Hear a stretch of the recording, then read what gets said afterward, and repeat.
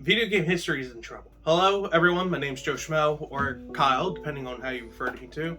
I'm a small YouTuber and small-time Twitch streamer, but I have a rich history, needless to say, with video games and classic video games. For those who are unaware, there was a survey that was recently put out, the first of its kind, that dove into classic video games and the history of them and the preservation of them. To which the shock numbers are pretty shocking in what happened and what actually came out of this survey. The big number that everyone will talk about in this research, which everything will be down below and it will be readily available from the in-depth to everything, just look at the description, is that 87% of classic games are commercially unavailable. The Video Game History Foundation was the one that made this first study of its kind. They wanted to have scientific backing and able to help make this preservation of video games happen. What we're going to talk about is what really defines classic video games.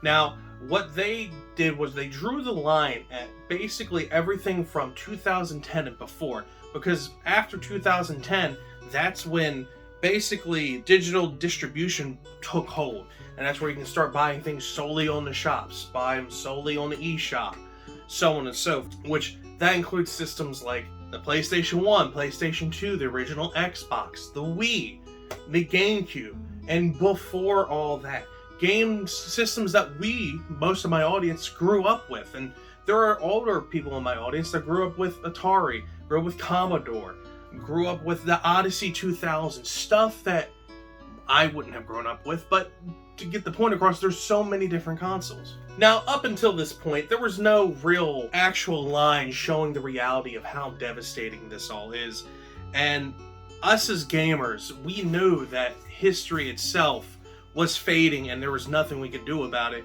but for the general public, for the normal people, there was no real physical number, no scientific evidence until now, thanks to the Video Game History Foundation. So let's talk about some of the findings that that came out of this.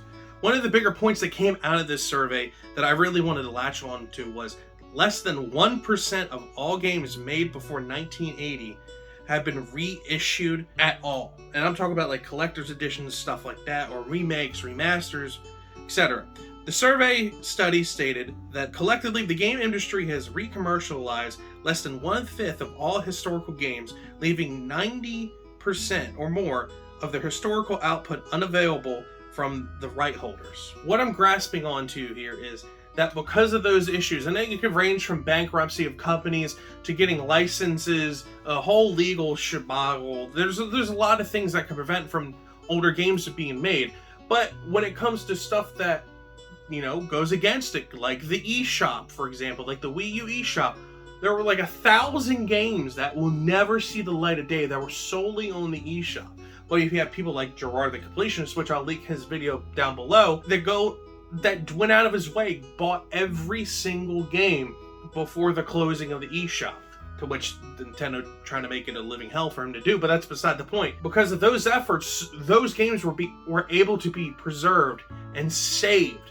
And because of stuff like that, and the E.T. incident, for example, if you don't know, way back, I don't know a year, put the date here, there was a game on the Atari called E.T. It was so bad, so horrible, no one bought it. They put it into a landfill. They grabbed as many copies as possible and dumped it into a landfill. And now the game's worth money. But the point is, when there's stuff like that that goes out of the way to destroy these games and makes it harder for them to be grabbed, it destroys history. And you can also knock it up to that older consoles aren't being made anymore. No one's making a Nintendo 64. No one's making a PlayStation 1 anymore. And the fact that resellers grabbed on and now are reselling them for a marked up price, which increases, video game prices as a whole. I mean, I can grab a thing off of here and it's probably worth more than it was in 2020. All these contributing factors make it hard made it hard for this study to happen, and near infinite, hard. But you gotta look on the bright side though. There are small steps being taken. Nintendo released the Game Boy emulator on the Switch, which has 24 games, and from the Game Boy and the Game Boy Advance. Overall, that is nothing. There are hundreds and hundreds of games that are still not available that were on the Game Boy Advance, and the Game Boy Advance SP. Those eras, there's a lot of games that never will see light of day again, most likely. And now, a lot of people are saying, well, you can just go emulate them and stuff. Well, according to my legal team, I am telling you that it is not right, and you should do the right thing. But we all know that that is a way people have preserved older games. And that's a way how a lot of the general public nowadays gets them, because look at Super Mario RPG. Now it's getting a remake, but before you couldn't get a hold of it. The only way you can get it is if you bought the physical cartridge and had the physical system. You couldn't do that before. And even then, it's a remake. It's not the original. So you lose stuff while bringing it to a newer system. It's one of the ways to preserve games, yes, but with legal means, there's not that many out there. Now, people are taking steps and starting to go into it. And look, you can do whatever you want with them. There are people out there trying to do the legal and the right way. The Video Game History Foundation is one of those people. They are going out there and they're trying to figure out ways to do this. Go against lobbyists that are for destroying video game history of all things. There's a lot of things, and I'm telling you, please go check out Gerard the Completionist video. He goes way more in depth than I am, and I'm horrible at explaining stuff. You guys see me on stream and YouTube. I'm a rambling idiot. Why am I here today talking about this? We need to spread the word. The word is very, very important that we talk about this. We talk about this with your coworkers or friends or people who grew up playing video games. Video games have had such a positive impact on people. One of my favorite content creators, Super Butterbuns, is a perfect example of this. She was dyslexic and had a hard time reading. Well, because of Kingdom Hearts, she was able to read and learn all these different things through video games. There are plenty of other stories. Video games have helped me make friends, lifelong friends, by playing Call of Duty or playing Borderlands or doing this. And I'm not the only one. There are hundreds, if not thousands, of stories that are similar to mine. And all because of classic video games and video game history itself. Now, what am I gonna do? That's the tail end of this video. What am I gonna do? I have told myself that I am going to make a public library. Don't know how I'm gonna do it. And it's not gonna be tomorrow. This is gonna be a way down the line effort of an attempt to preserve video game history. Kind of like how libraries are to have books for people to go and read. I want to have a library where people can come and try these games out, have it a public place, get funding, something to help preserve the history. And it's not just going to be the physical games and the consoles.